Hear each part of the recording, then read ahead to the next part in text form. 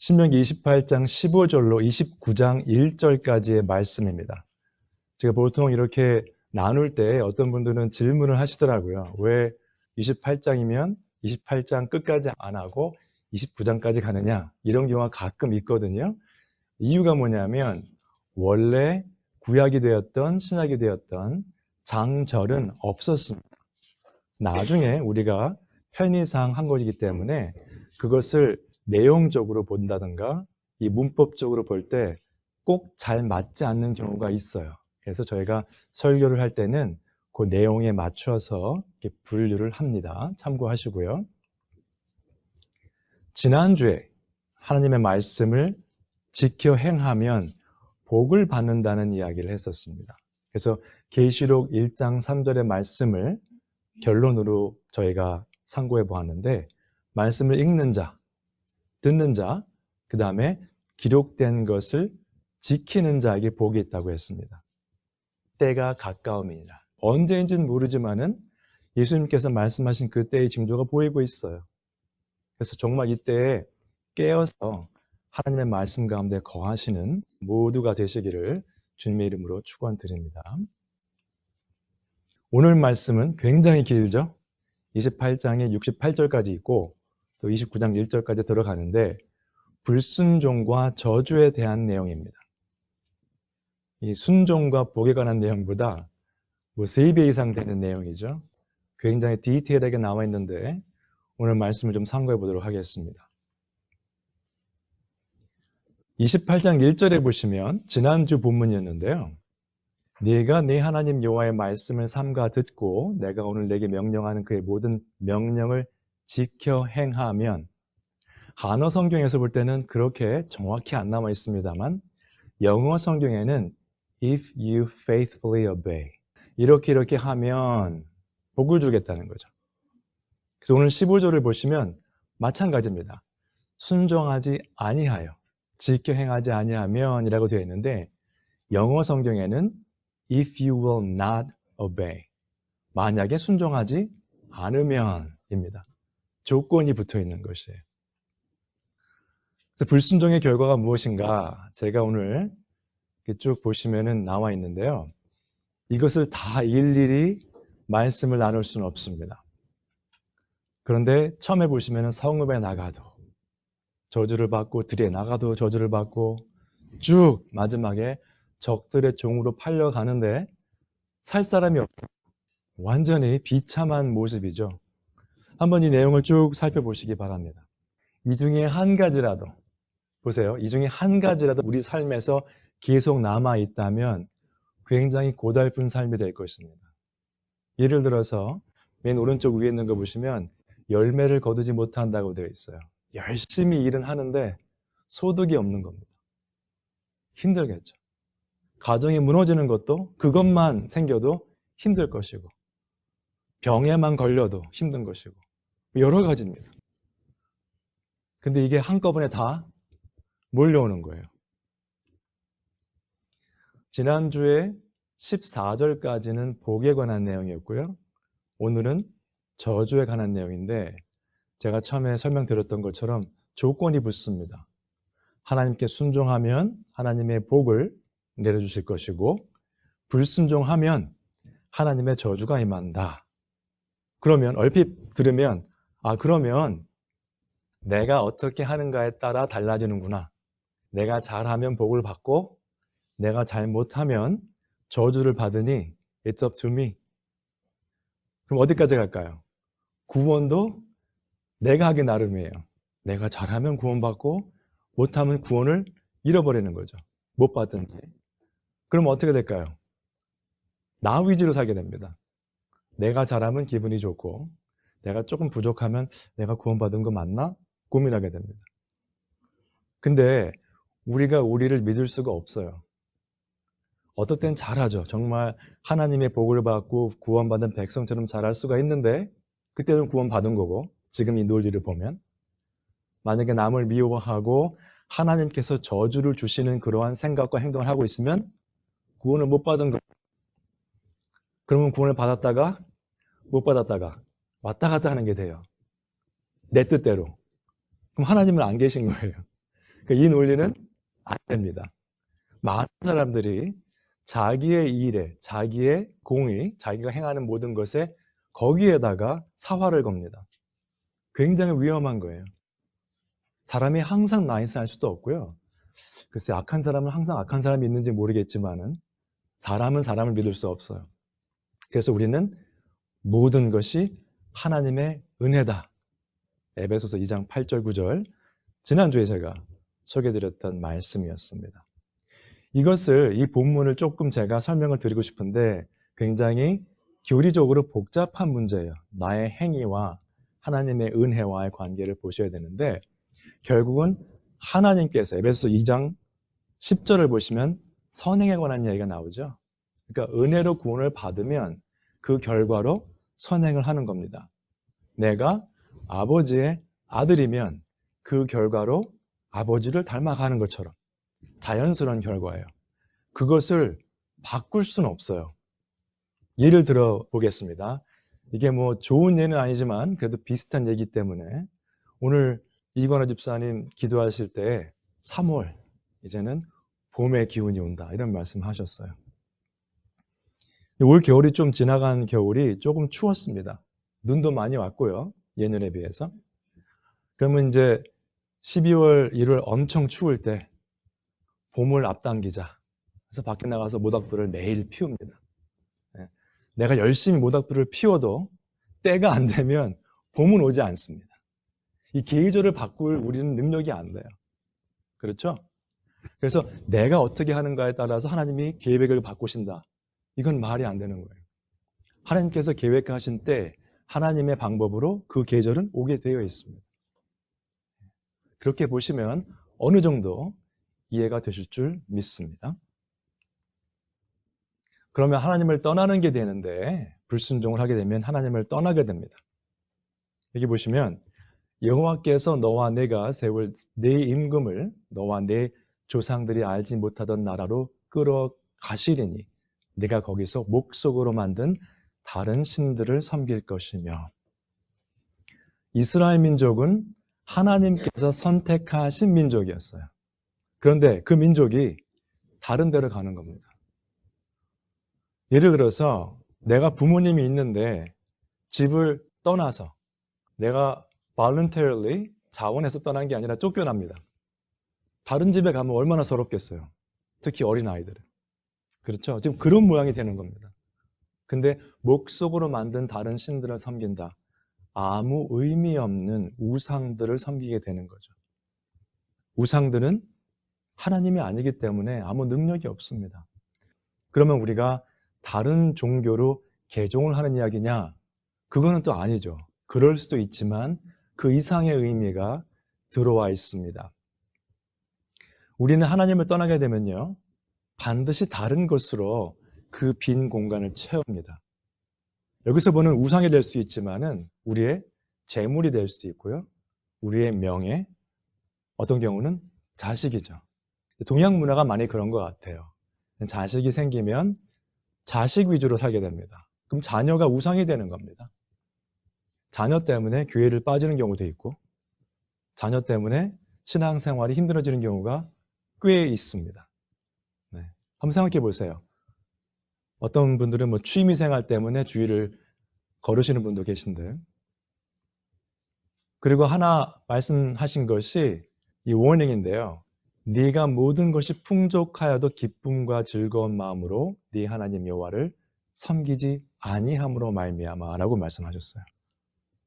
그러니까 풍족하고 좋으면 신앙생활을 잘할 것 같은데 염려 걱정이 없으면요. 근데 오히려 그때 하나님을 섬기지 않았다고 되어 있어요. 어떻게 안 섬겼는가? 교회는 나왔는데 기쁨과 즐거운 마음으로 섬기지 않았다는 거죠. 어쩔 수 없이 교회는 나왔고 어쩔 수 없이 나와서 표시는 냈죠. 헌금은 조금 하고. 근데 그 마음 가운데 기쁨과 즐거움이 없었다. 그래서 우리가 줄이고 목마르고 헐벗을 때 하나님께서 적군을 섬기게 한다고 하셨어요. 얼마나 서럽습니까, 이거.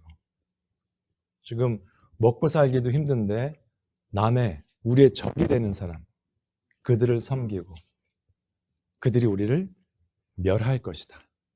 멸할 것이다. 굉장히 듣기 힘든 저주의 말씀입니다. 한 절 한 절 한번 보세요.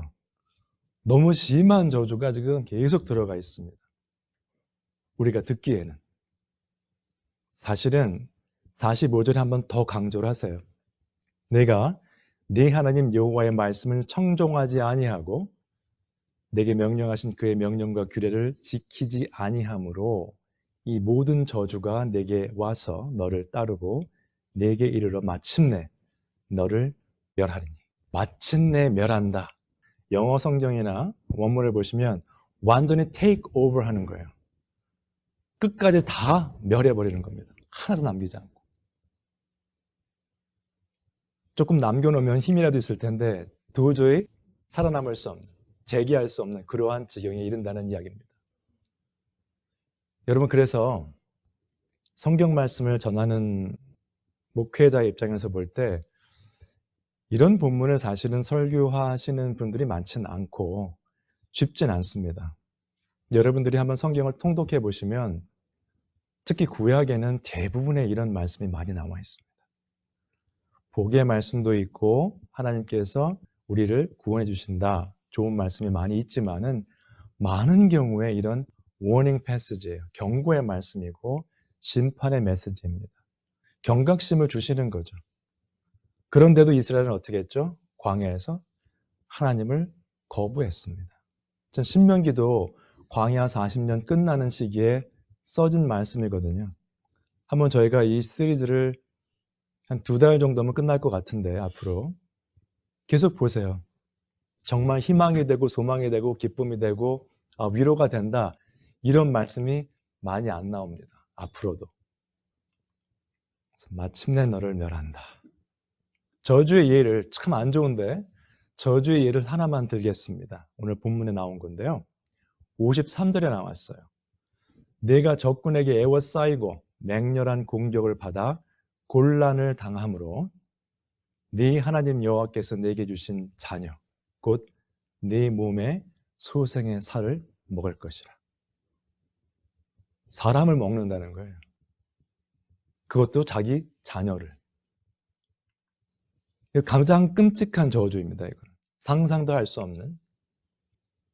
근데 제가 참고구절로 보내드린 열왕기 하 6장에 보시면 사마리아가 적에 둘러싸이고 실제로 여자 하나가 자기 아들을 먹게 내어주는 일이 있었어요.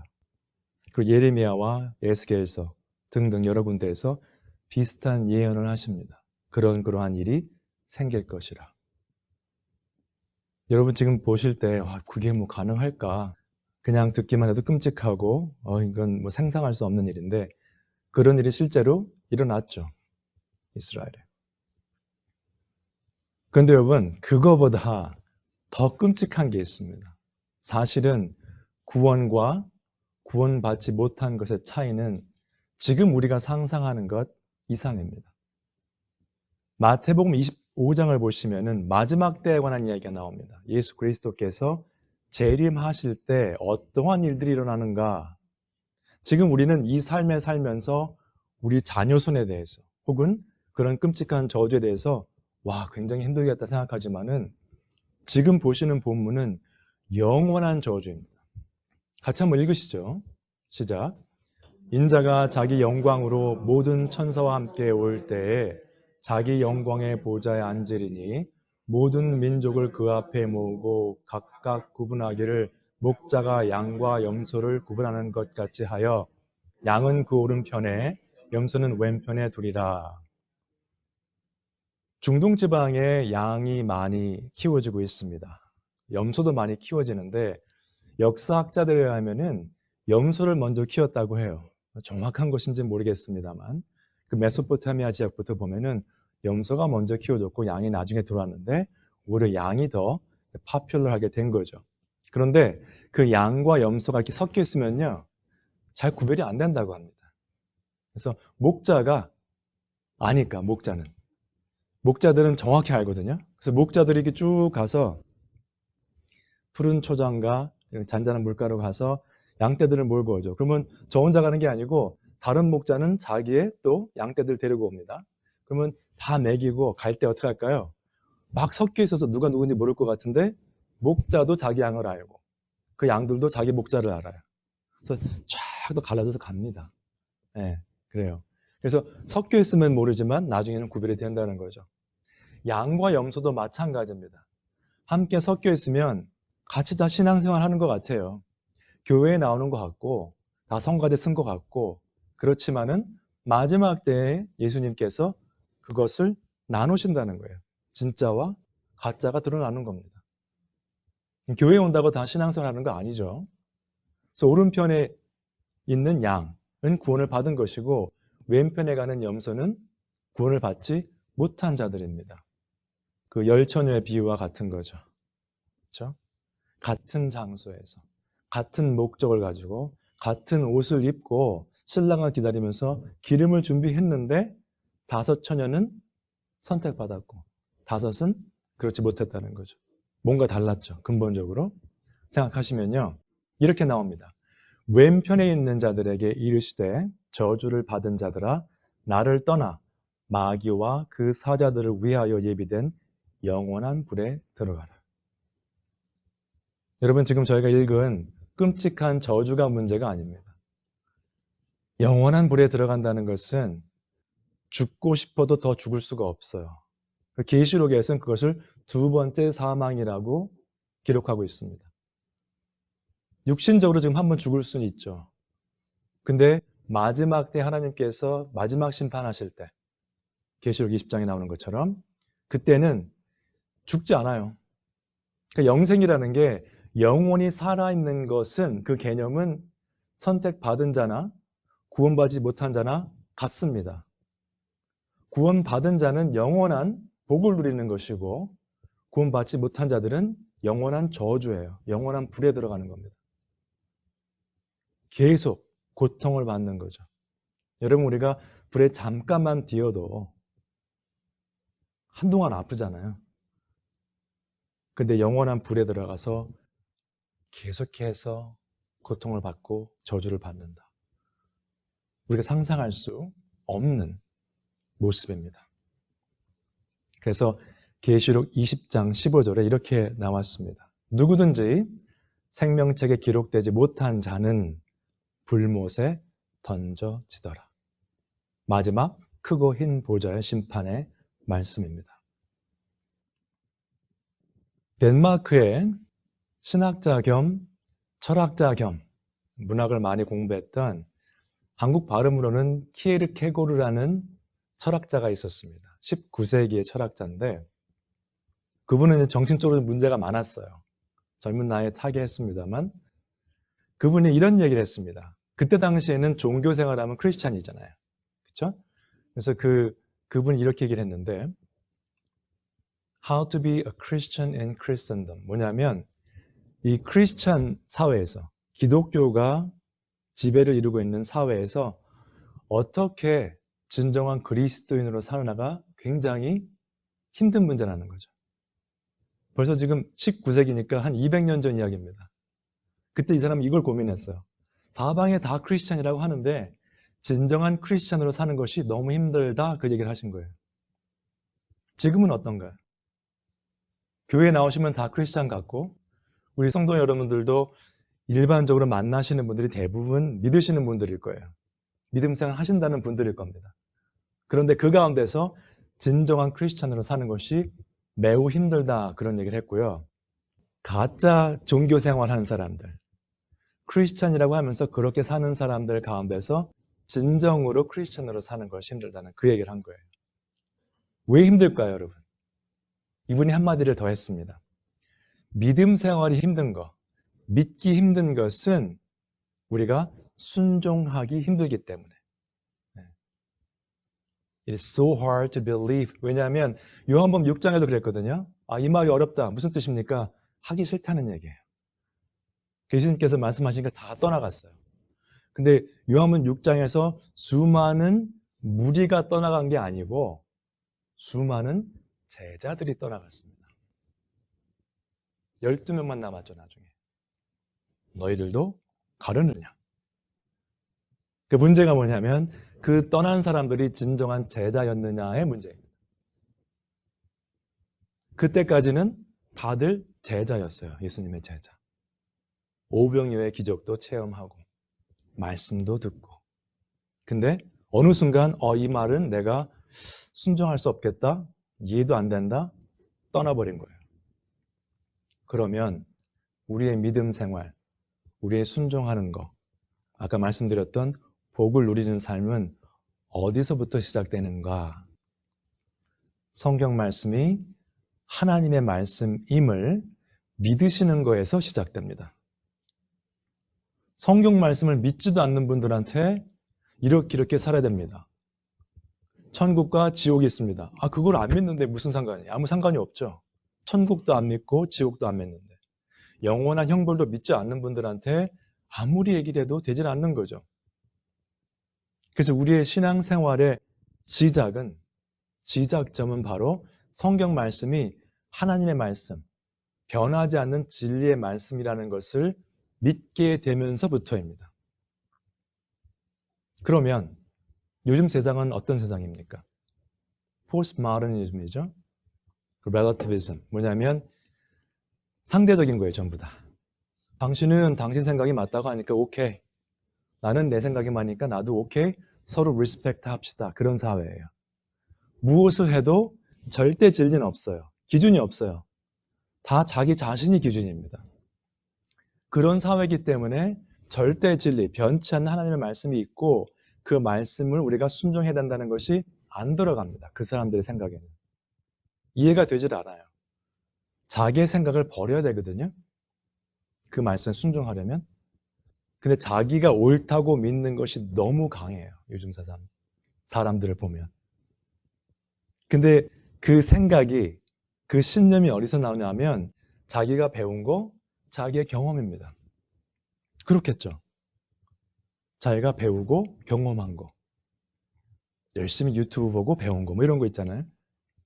그런데 그렇게 따지면은 다 다르잖아요, 사람들이. 배우고 경험한 게. 그러니까 서로 리스펙트 하자. 근데 우리가 배우고 깨닫고 변하는 것은 계속 바뀌기 때문에 어느 한순간도 이제 됐다 하는 순간이 없습니다. 성경 말씀은 계속 새로운 번역본이 나오지만은 말씀 자체가 바뀌거나 애드되거나 없어지는 게 아니에요. 항상 변치 않는 하나님의 말씀입니다. 이 세상에 어떤 게 가치가 있습니까? 늘 변하는 게 가치가 있습니까? 변치 않는 것이 가치가 있습니다. 세상적으로 볼 때도. 요즘 또 새롭게 아이폰이 나오고 벌써 새해에 또 새로운 게 나온다고 하죠. 제가 신학대학원을 졸업할 때 강단에 올라갈 일이 있었는데 그 닥터 타머스, 저희 교회에 왔던 닥터 타머스가 그 교수님도 앉아있는 데서 제가 올라올 때 그거를 사진을 딱 찍었어요. 사진을 보내줬는데 퀄리티가 영 안 좋더라고요. 그래서 제가 이메일을 보냈습니다. 너무 고마운데 혹시 좀 퀄리티가 좋은 게 없을까라고 물어봤어요. 근데 타마스가 뭐라고 답변했냐면 그게 제일 잘 나온 거고 내가 지금 아이폰 5를 계속 쓰고 있어서 아이폰 5? 아니 어떻게 그걸 지금도 쓰지? 그런 얘기를 했었습니다. 지금 아이폰 5를 굉장히 가치 있는 거 하시는 분은 없어요. 처음 나왔을 때는 maybe. 지금 계속 새로운 게 나오잖아요. 나올 때마다 옛날 것은 없어집니다, 여러분. 가치가 없어지는 거예요. 자동차도 마찬가지죠. 그러나 하나님의 말씀은 생명의 말씀이고 변치 않은 진리의 말씀이기 때문에 그래서 우리가 그 말씀을 붙잡는 것입니다. 그렇게 하셔야 신앙생활 시작되시는 거예요. 계속 말씀에 대해서 의심이 있고 하나님의 말씀인가? 사람이 썼나? 누가 고쳤나? 이러면요. 끝이 없습니다.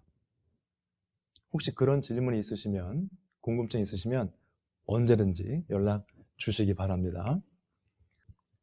그래서 우리의 모닥불을 피는 그러한 에포트로는 삶을 바꿀 수도 없고 삶을 살다 보면 참 내가 열심히 살았던 것 같은데 잘 풀리지 않은 경우도 있고 그럼 삶을 보면은 상당히 우리가 불공평하다 이렇게 느낄 수도 있습니다. 욥은 어땠습니까? 욥은 하나님을 경외하는 온전하고 순전한 사람이었어요. 근데 이유도 모르고 원인도 모르고 다 잃어버렸죠. 그래서 이렇게 말을 합니다. 욥에 아마 진실이 묻어나오는 그러한 마음일 거예요. 내가 앞으로 가도 하나님이 아니 계시고 뒤로 가도 보이지 아니하시며 하나님이 왼쪽에서 일하시나 내가 만날 수 없고 하나님께서 오른쪽으로 돌이키시나 배울 수 없구나. 다 잃어버리고 몸까지 아파졌죠. 하나님을 찾고 이렇게 살던 사람인데 지금 힘들어서 너무 힘들어서 하나님을 찾는데 아무 데도 안 계신 것 같은 느낌이 드는 거예요. 시편 23편에 나오는 것처럼 사망의 골짜기를 걸어가고 있는 그러한 모습이 떠오릅니다. 그런 마음이 아니었을까? 희망이 없는 거예요, 지금. 본인은 하나님을 믿고 이렇게 살았다고 생각을 했는데 막상 어려움에 처하니 하나님께서 아무 데도 안 계신 것 같다. 그럴 때 우리는 시편 기자와 같이 이렇게 기도하게 됩니다. 이 기도도 굉장히 마음이 낙담된 상태에서 기도한 것입니다. 그 박스에 있는 거 같이 한번 읽으시죠. 시작. 여호와여 주의 인자하심이 선하시오니 내게 응답하시며 주의 많은 긍휼에 따라 내게로 돌이키소서. 주의 얼굴을 주의 종에게서 숨기지 마소서. 내가 환난 중에 있사오니 속히 내게 응답하소서. 너무 힘든데 지금 힘들고 어려운데 기도하는데 하나님께서 응답을 안 하고 계신 거예요. 하나님을 찾는데 하나님이 안 계신 것 같아요. 안 보여요. 하나님께서 말씀하신 저주를 받을 일을 한 것 같지는 않은데 계속 그런 일만 생깁니다. 욥이 그랬어요. 마음이. 배울 수 없구나. 만날 수도 없고 보이시지도 아니하시고 힘듭니다. 그런데 욥이 그런 상황에서 그냥 포기한 것이 아니었습니다. 23장 8절 9절의 말씀이었는데 10절을 보시면 이렇게 나옵니다. 다 아시는 내용이죠? 그러나 그러한 어려운 환경에 처해 있는데 그러나 내가 가는 길을 그가 아시나니 하나님께서 나를 단련하신 후에는 내가 순금같이 되어 나오리라. 여러분 그러한 어려운 상황에서 아무것도 남지 않은 상황에서 이런 믿음의 말씀을 한다는 것은 욥이었기 때문에 가능했던 것입니다. 늘 하나님을 경외했던 사람이었기 때문에 가능했던 것이에요. 그러면 이 욥이 아무것도 모르고 이해도 안 되는데 하나님께서 이렇게 하시겠지라고 또 말한 게 아닙니다. 그 뒤에 이렇게 나옵니다. 하나님은 뜻이 일정하시니 하나님의 뜻은 변치 않는다는 거죠. 누가 능히 돌이키랴. 하나님의 마음에 하고자 하시는 것이면 그것을 행하시나니. 이만큼까지는 안 거예요. 아, 하나님께서 분명히 뜻이 계시고 하나님의 뜻은 변치 않으시고 하나님이 원하시는 것은 다 하실 것이다. 하고자 하시는 것이면 그것을 행하시나니. 하나님의 말씀을 통해서 알았겠죠? 그런즉 내게 작정하신 것을 이루실 것이라. 뭔지는 정확히 모르지만 분명히 하나님께서 내게 작정하시고 계획하신 것을 다 하실 것이라. 이런 일이 하나님께 많이 있느니라. 욥은 믿음을 가지고 말하면서 분명히 하나님은 계획이 계시다. 지금 내가 고난을 받고 있는데 이것도 하나님의 계획 가운데 하나고 앞으로 또 계획하신 작정하신 일들이 있는데 그런 일들이 참 많다는 거죠. 근데 그것이 무엇인지는 모른다. 굉장히 어려운 고난도 신앙 고백입니다. 정확히 알고 있었어요. 하나님이 누구신지. 그러나 디테일하게 내게 어떤 일이 벌어질 것은 그것은 몰랐습니다. 그래도 그 믿음이 있었죠. 하나님에 대해서.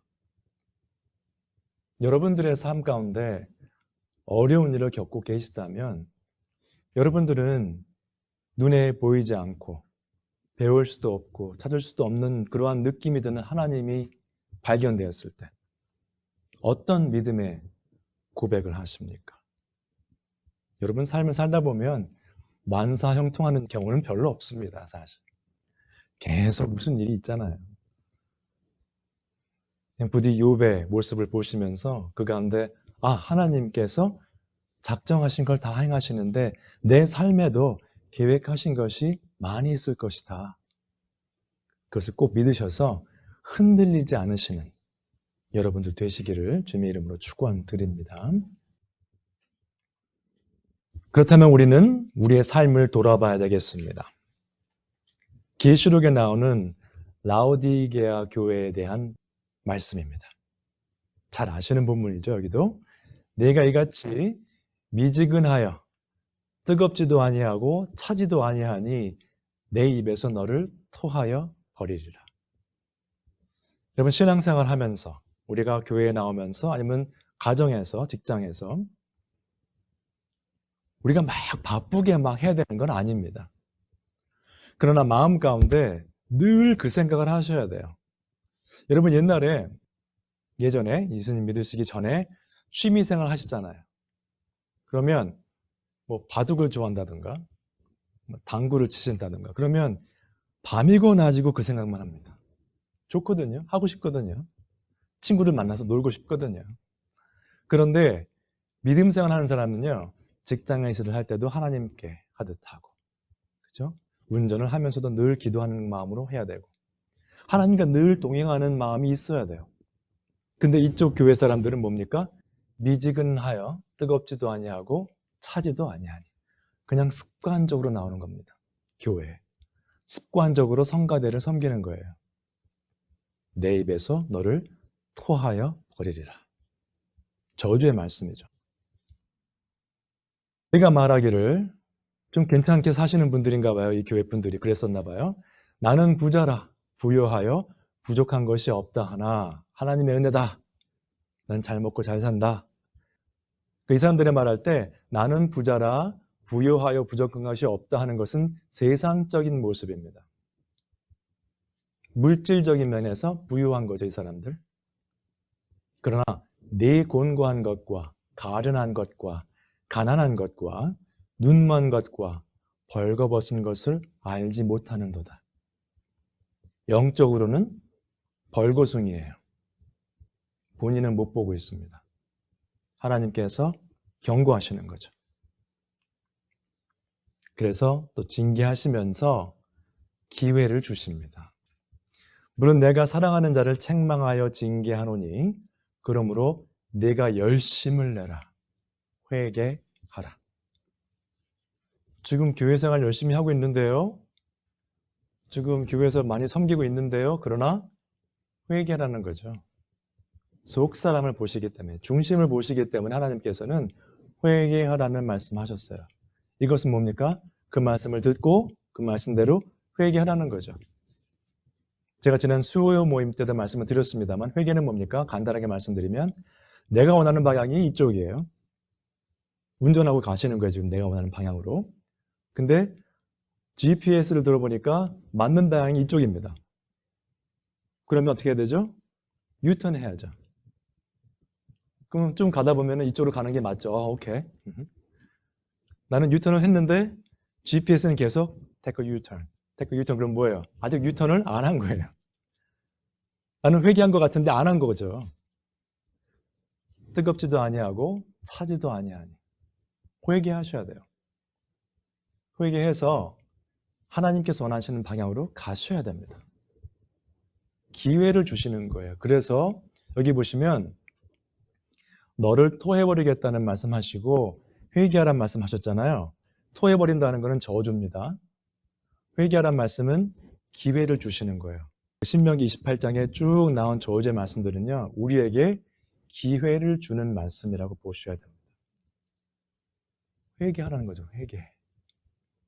정신 차리라는 이야기입니다. 그렇다면 오늘 말씀의 결론입니다. 우리는 어떻게 기도해야 될까요? 그런 말씀을 듣고 우리 자신을 보았고 열심을 내서 또 회개를 해야 되겠구나. 그런 말씀을 상고하시면서 우리는 이렇게 기도해야 되겠습니다. 같이 한번 읽으시죠. 시작. 자기 허물을 능히 깨달을 자 누구리요? 나를 숨은 허물에서 벗어나게 하소서. 또 주의 종에게 고의로 죄를 짓지 말게 하사 그 죄가 나를 주장하지 못하게 하소서. 그리하면 내가 정직하여 큰 죄가에서 벗어나겠나이다. 정말 솔직한 고백이죠. 자기 허물을 깨달을 자가 없다는 겁니다. 나를 숨은 허물에서 내가 혹시 모르고 지은 죄가 있다면 거기에서 벗어나게 해 주시옵소서. 굉장히 겸손한 기도입니다.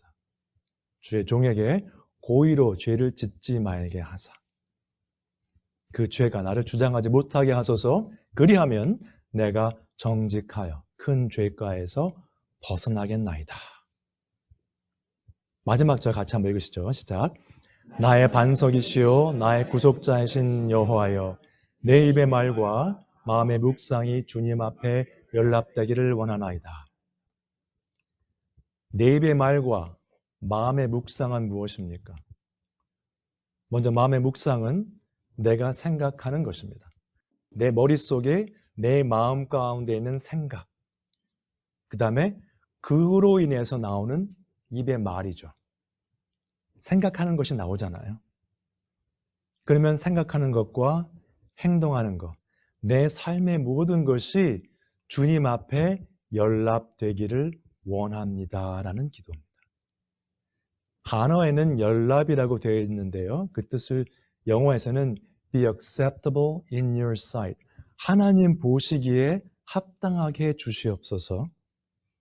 그 acceptable 혹은 연락이라고 되어 있는 그 원래 히브리어에는 어떤 뜻이냐면 즐겁게 받아들일 수 있는 거예요. 즐거움이 있습니다. 이 단어가 굉장히 여러 가지 뜻이 있는데요. 그렇다면 종합하면 어떻게 될까요? 나의 생각과 나의 말, 내 모든 삶, 전인격적인 그런 모습들이 하나님께서 보시기에 하나님께서 즐겁게 오케이하고 받아들일 수 있는 모습이 될 수 있도록 원합니다라는 기도입니다. 우리는 우리의 죄를 다 헤아릴 수 없습니다.